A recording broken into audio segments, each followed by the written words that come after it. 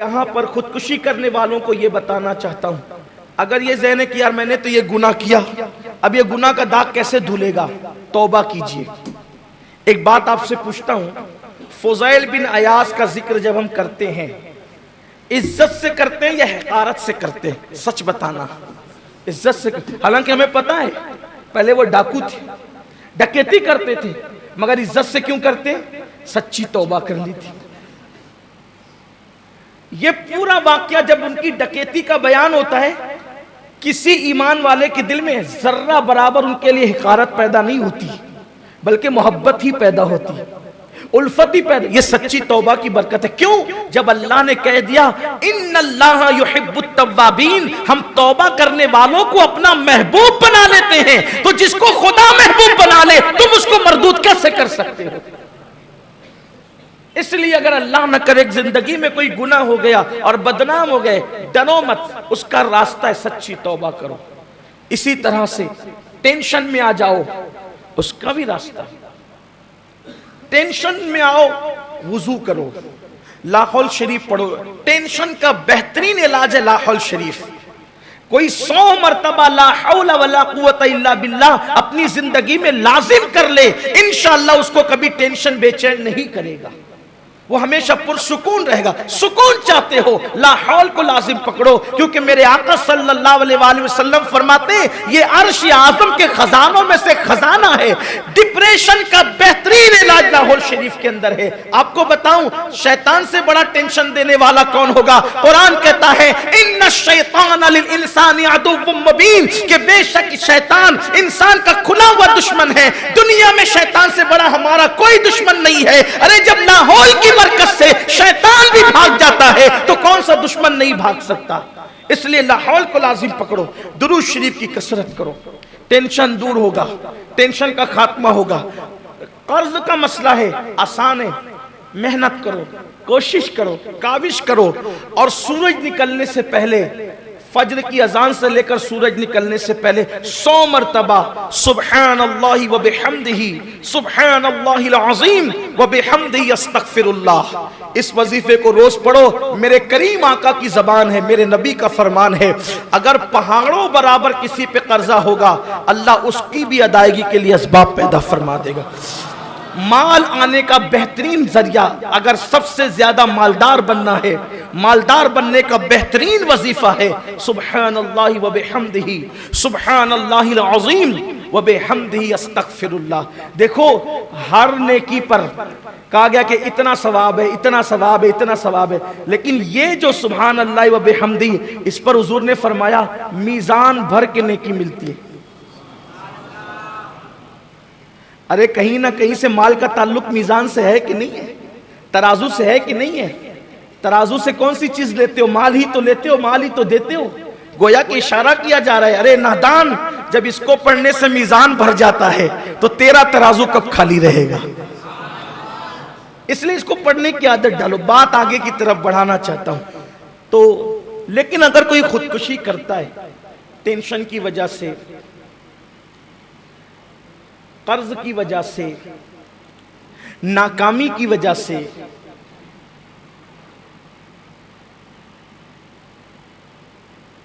یا کسی اور سبب سے، معاشرے میں ذلت کی وجہ سے، تو ان کے لیے ایک حدیث پاک پڑھ کر جو اصل عنوان ہے اس کی طرف بڑھنا چاہتا ہوں۔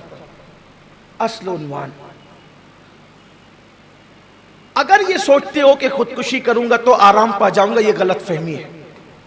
زہر پی کے خودکشی کی تو جہنم کے اندر ہمیشہ زہر پلا پلا کے مارا جائے گا، پھر زندہ کیا جائے گا، پھر چھری گھونپ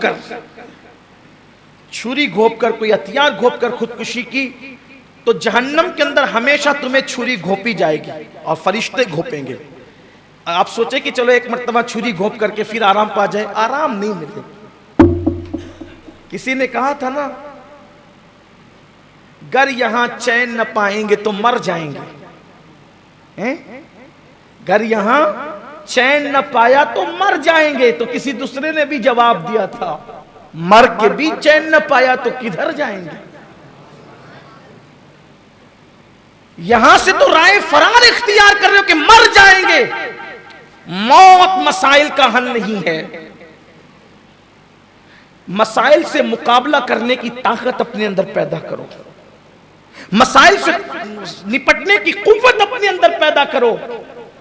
تو میں اپنے جوانوں سے کہنا چاہتا ہوں، یہ نامردی مت دکھانا کہ مسائل سے پریشان ہو کر کے معاذ اللہ اپنی جان دے دو، نہیں، چھری گھونپ کر کے مرو گے تو ہمیشہ جہنم میں چھری گھونپی جائے گی، کتنا دردناک عذاب ہوگا وہ۔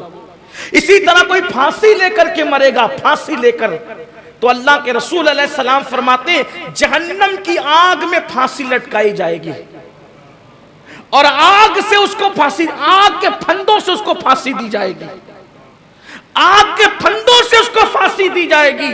جس نے پھانسی لی تھی، جس نے رسی پر لٹکا تھا، سوچو یہ رسی پہ لٹکنے کا دکھ تو تھوڑی دیر کا ہے، چند منٹ کا ہے جو ختم ہو جائے گا، لیکن جہنم کے اندر جو آگ کی رسی سے بار بار لٹکا کر کے پھانسی دی جائے گی، اس کے لیے کس کے پاس مدد طلب کرو گے؟ اس کے پاس کہاں جاؤ گے؟ اس کے لیے کس کے پاس جو ہاتھ پھیلاؤ گے؟ یہ تو اللہ کے حبیب غیب دا نبی صلی اللہ علیہ وآلہ وسلم نے فرمایا۔ اس لیے چند لمحوں کے آرام کے لیے نہ ختم ہونے والا عذاب مول مت لو، وہاں کا زہر کتنا دردناک ہوگا، وہاں کی چھری کتنی دردناک ہوگی، وہاں کے پھانسی کی آگ کے پھندے کتنے دردناک ہوں گے۔ اور اس سے بڑی بات میرے اللہ نے ارشاد فرمایا کہ میں ایسے لوگوں پہ لعنت کرتا ہوں اور میں نے خودکشی کرنے والوں پر جنت کو حرام کر دیا ہے، جنت حرام ہے خودکشی کرنے والوں پر، اس لیے نہ کرنا، مت کرو۔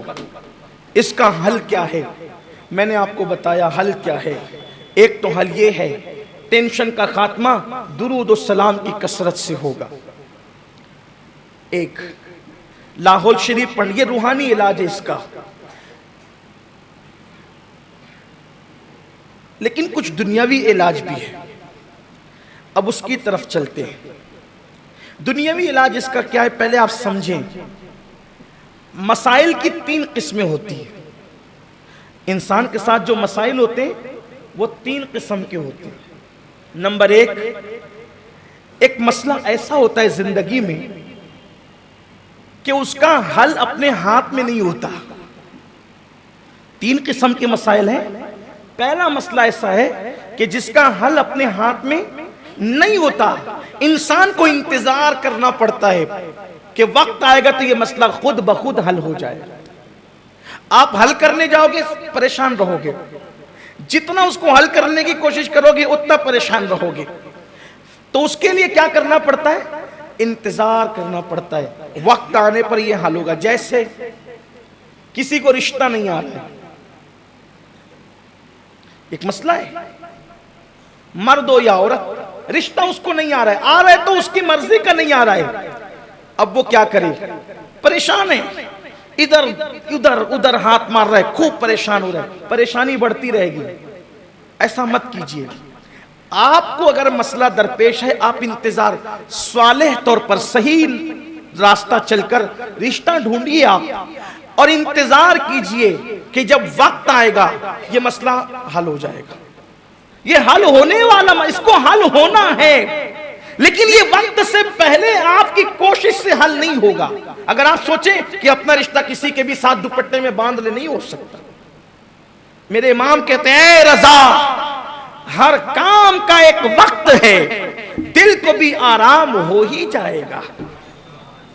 وقت آنے دو، وقت سے پہلے کوئی چیز طلب مت کیا کرو، وقت سے پہلے کسی چیز کو مانگا مت کرو، وقت سے پہلے کسی چیز میں عجلت مت کیا کرو، انتظار کرو، اپنے اللہ پہ بھروسہ کرو، اپنے اللہ پہ اعتماد کرو، وقت آئے گا تو ہوگا۔ تو اگر رشتہ نہیں طے ہوتا ہے، ہنگامہ کرنے کی ضرورت نہیں ہے، صالح طور پر صحیح پاتھ سے، صحیح راستے سے ڈھونڈیے جو طریقے ہیں، مگر انتظار کیجئے وقت آنے کا، وقت آئے گا تو مسئلہ حل ہو جائے گا۔